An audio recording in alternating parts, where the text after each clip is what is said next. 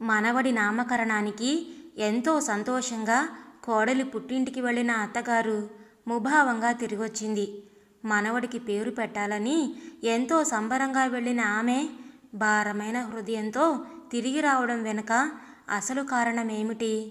ఆమెను అంతలా బాధపెట్టిన సంఘటన, అక్కడ ఏం జరిగింది అనేది ఈ నామకరణం అనే కథ ద్వారా ఇప్పుడు మనం విందామండి.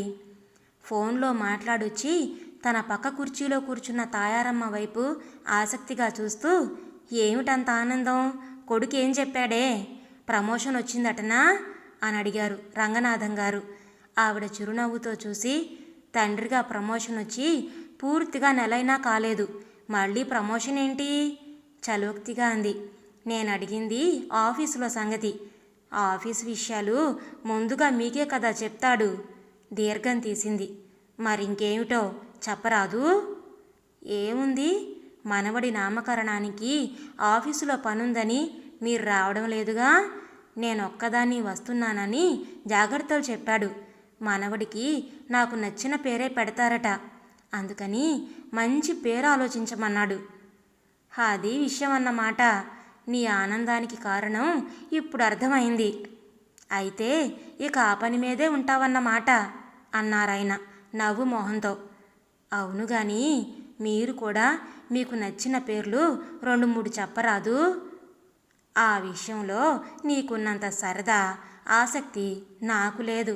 ఆ పైన ఇప్పటి వాళ్ళు ఎలాంటి పేర్లు పెడుతున్నారో అది నాకు తెలీదు. నాకు నచ్చిన పేరు అన్నాడు కాబట్టి ఆలోచించాలి కానీ ఈ రోజుల్లో వాళ్ళు పిల్లలకి పెడుతున్న పేర్ల గురించి నాకు మాత్రం తెలుసునా అంటూ ఏదో జ్ఞాపకం వచ్చినట్లు పక్కున నవ్వింది. మొన్న ఈ మధ్య సుగుణమ్మ గారి మనవరాలు మన ఇంటికి వచ్చినప్పుడు మీ మావయ్యకి కవలలు పుడితే నామకరణానికి వెళ్ళొచ్చారుగా, ఏం పేర్లు పెట్టారే అని సరదాగా అడిగితే ఏదో చెప్పింది. నాకు ఆశ్చర్యమేసి, ఈ మధ్య ఇలాంటి పేర్లు ఈర్ష, అసూయ అని కూడా పెడుతున్నారా అని అడిగా.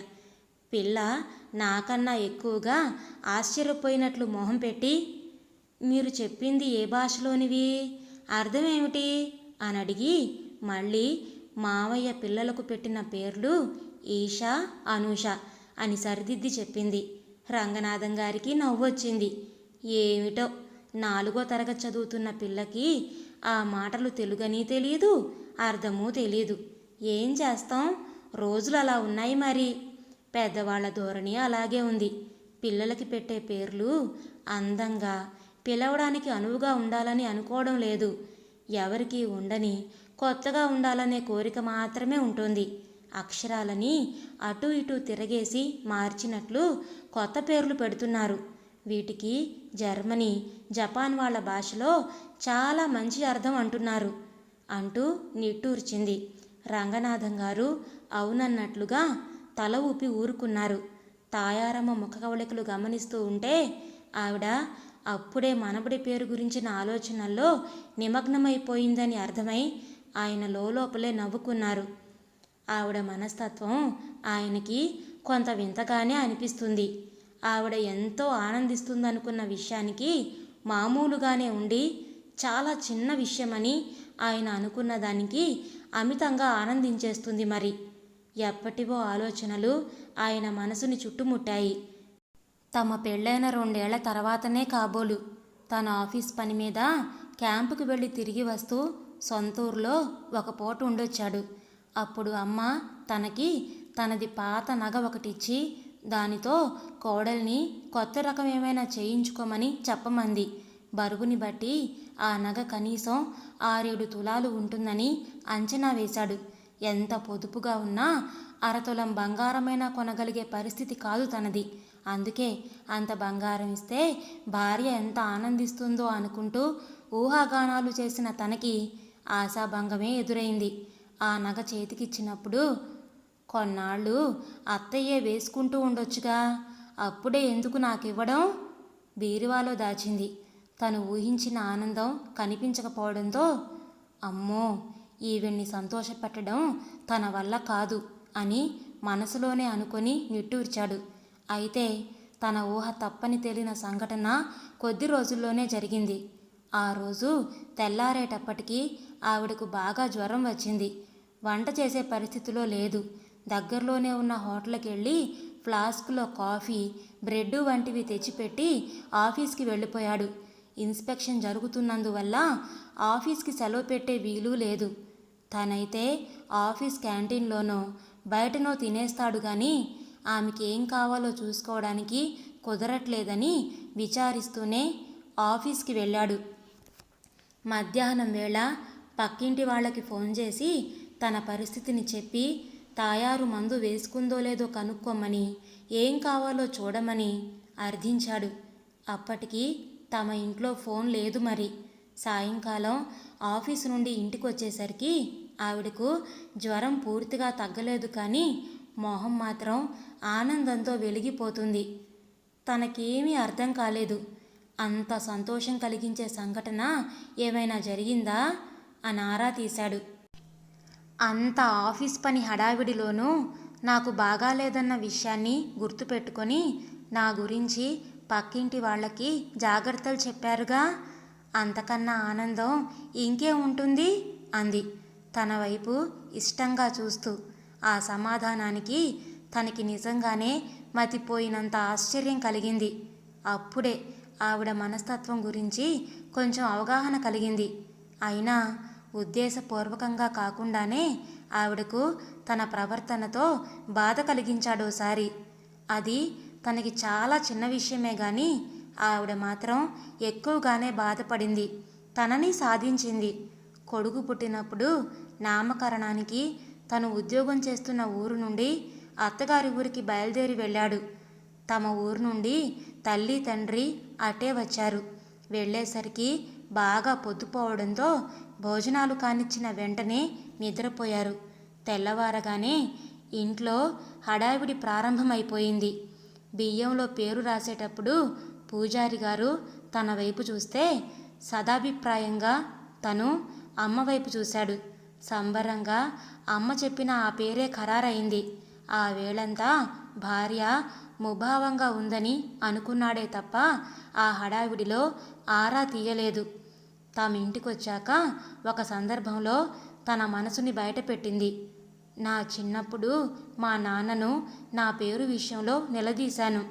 పిల్లలకు తల్లిదండ్రుల పేర్లు పెట్టుకోకపోతే వాళ్ళ మీద ప్రేమాభిమానాలు లేనట్లు అనుకోవడం సరైనదేనా? పేర్లు పెట్టుకున్న వాళ్ళందరూ తల్లిదండ్రుల్ని గౌరవించినట్లా అని అడిగాను. అదేం కాదే అన్నారు. అందరూ అలా అనుకుంటే ఒకే రకమైన పేర్లే ఉంటుంటాయి కానీ మార్పు ఉండదుగా. మరి నాకు నాయనమ్మ పేరే పెట్టారు. ఏదైనా చక్కగా ఉండే పేర్లు తార, సరళ అవి పెట్టొచ్చుగా. తాయారు పేరు నాకు నచ్చలేదు నాన్న అని నిష్కర్షగా చెప్పేశాను.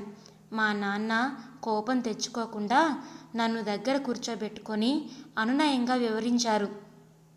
ఇప్పట్లో ఇష్టదైవాలవో తల్లిదండ్రులవో కాకపోతే కొందరు నచ్చిన నాయకుల పేర్లు పిల్లలకి పెట్టుకోవడం రివాజుగా ఉంటుంది. మా పెదనాన్న చిన్నాన్నల పిల్లలు తమ పిల్లలకు వాళ్ళ అమ్మానాన్నల పేర్లే పెట్టుకున్నారు. నేనలా కాకుండా ఏదో కొత్త పేరుని నీకు పెట్టొచ్చు.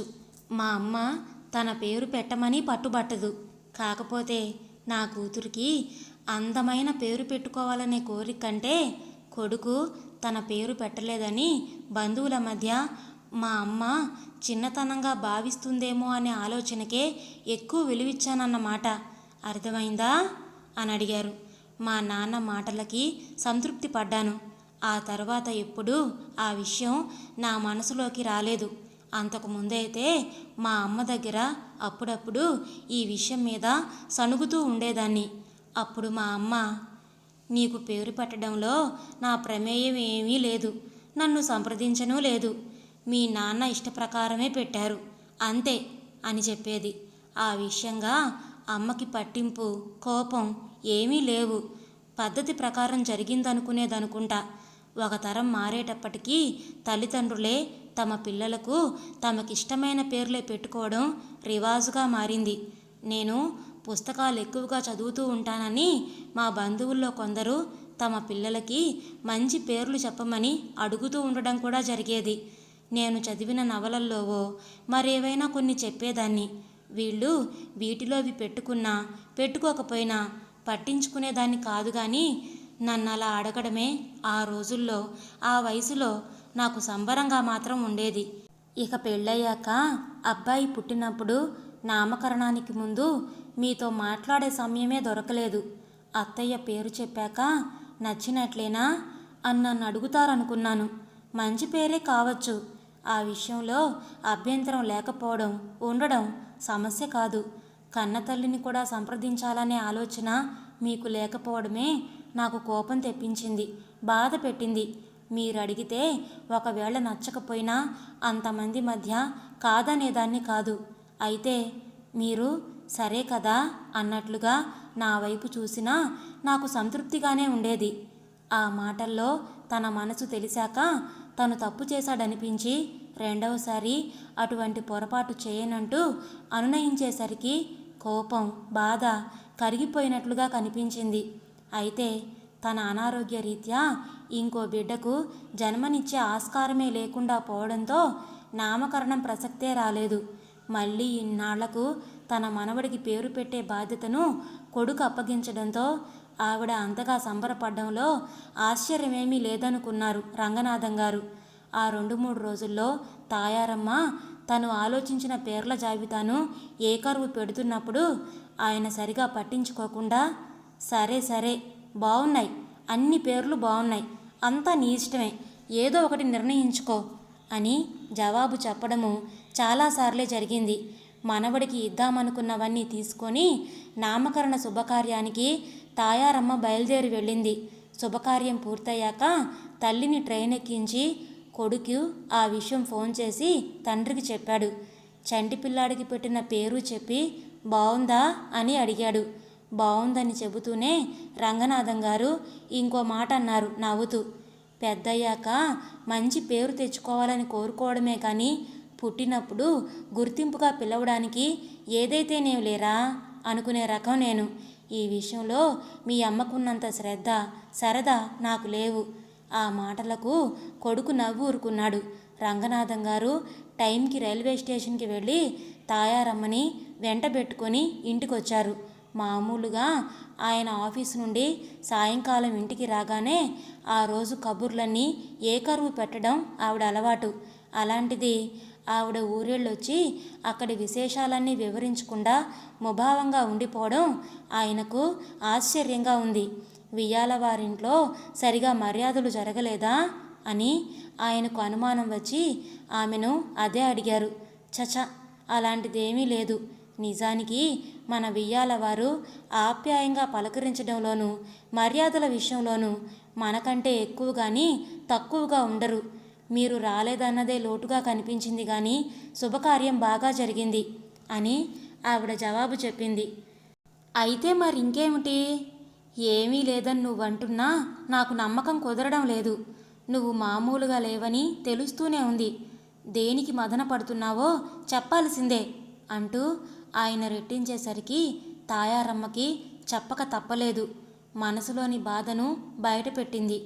నే వెళ్ళేసరికి మన అబ్బాయి అక్కడే ఉన్నాడుగా. నేను ఆలోచించి ఉంచిన 4 పేర్లు చెప్పి ఏదో ఒకటి మీకు నచ్చిందే పెట్టండి అన్నాను.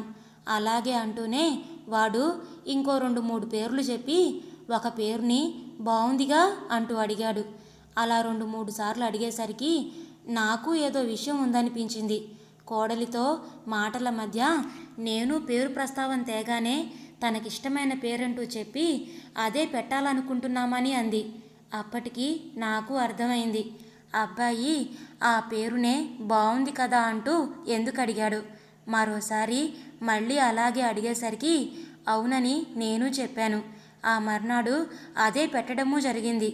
రంగనాథం గారు మధ్యలోనే అందుకుంటూ, నువ్వు చెప్పిన పేరు పిల్లాడికి పెట్టలేదనా అంతలా బాధపడుతున్నావు? అయినా నీ ఉద్దేశం కూడా కన్నవాళ్ల ఇష్టము ముఖ్యమని కదా. మరి ఇప్పుడేంటి?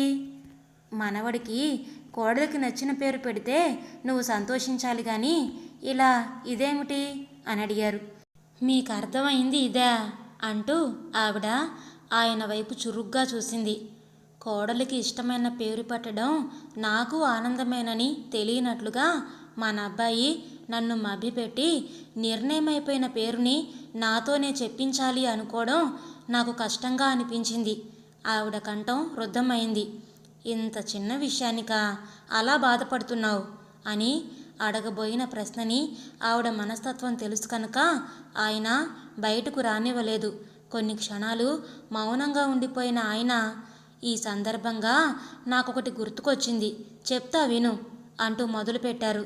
మొన్న మధ్య ఎవరిదో ఒక పెళ్లిలో 25 సంవత్సరాల క్రితం నాకు పరిచయం ఉన్న రంగారావు రాఘవరావుల్ని కలుసుకోవడం జరిగింది. అప్పట్లో వాళ్ళిద్దరికీ ఎందుకో గాని ఒకరంటే ఒకరికి గిట్టేది కాదు. ఈ మధ్య కలుసుకున్నప్పుడు రాఘవ రంగారావుతో 25 ఏళ్ల క్రితం ఎలా ఉన్నావో ఇప్పుడు అలాగే ఉన్నావు, మార్పేం లేదు అన్నాడు. ఎవరైనా అలా అంటే వయసు పెరిగిన విషయం తెలియనట్లుగా కనిపిస్తున్నందుకు ఆనందిస్తారా? కానీ రాఘవ పట్ల సదభిప్రాయం లేనందువల్లే కాబోలు రంగారావుకి ఆ మాట ఇంకోలాగా అర్థమైంది. రాఘవ వెళ్ళిపోయాక రంగారావు నాతో, చూడు వాడెలా వంకరగా మాట్లాడుతున్నాడు. 25 ఏళ్ల క్రితమే నేను 50 ఏళ్ల వాడిలా ఉండేవాణ్ణని ఉద్దేశం కాబోలు అన్నాడు. తాయారమ్మ అర్థం కాలేదన్నట్లుగా చూసింది. ఎదుటి వాళ్ల మాటలు చర్యలు మనకు అర్థం కావడంలో వాళ్ళ పట్ల మనకున్న అభిప్రాయము కొంత తోడవుతుంది. అవునా? మన అబ్బాయి మునిపట్ల నీ ఇష్టానికి కాకుండా కోడల వైపు మొగ్గు చూపాడని నీకు కొంచెం కష్టంగా అనిపించుంటుంది. అది సహజమని, వాడు భార్య ఇష్టానికి ప్రాముఖ్యం ఇవ్వాలి కదా అనుకుంటే సమస్య ఉండదు. మునుపు నువ్వు అదే అనేదానివి కదా. ఇంకో మాట, పేరు నిర్ణయం అయిపోయాక బాధ్యత నీకు అప్పగించినట్లుగా వాడు నిన్ను భ్రమపెట్టాడని అనుకుంటున్నావు. అలా కాకుండా ఇంకో విధంగా ఆలోచించు. కోడలికి నచ్చిన పేరు పెట్టాల్సి వచ్చినా నీకు ఇష్టమైనదే పెడుతున్నట్లుగా ఆ పేరుని నీతోనే అంగీకరింప చేయాలని చూడడం అంటే నీకు సంతోషం సంతృప్తి కలిగించాలనే అభిప్రాయం ఉన్నట్లే కదా. నీ మీద ఉన్న గౌరవం ప్రేమాభిమానాలతోనే నిన్ను ఆనందింప చేయాలని ఆరాటపడ్డమే గాని మభ్యపెట్టడం కాదని నాకు అనిపిస్తుంది. మన ఆలోచన విధానం కొంచెం మార్చుకుంటే కొన్ని సమస్యలు ఇట్టే సమసిపోతాయి. ఏమంటావు? ఆయన మాటలకు ఆవిడ ఆలోచనలో పడినట్లుగా 2 క్షణాలు మౌనంగా ఉండిపోయింది. నిజమే సుమా అన్నట్లుగా ఆవిడ పెదవులపైకి చిన్న చిరునవ్వు వచ్చింది. దాంతో ఆవిడ మనసు తేలిక పడిందని గ్రహించిన రంగనాథం గారు సంతృప్తిగా నిట్టూర్చారు. విన్నారు కదండి, కథ పేరు నామకరణం. రచించిన వారు గోగినేని మణిగారు. ఈ కథ మీకు నచ్చినట్లయితే దయచేసి లైక్ చేయండి, అలాగే షేర్ చేయండి. మీ విలువైన అభిప్రాయాలను కామెంట్స్లో తప్పకుండా తెలియచేయండి. ఇలాంటి మరెన్నో మంచి మంచి కథలు వినడానికి మన ఛానల్ని తప్పకుండా సబ్స్క్రైబ్ చేసుకోండి. మరొక మంచి కథతో మళ్ళీ కలుద్దాం.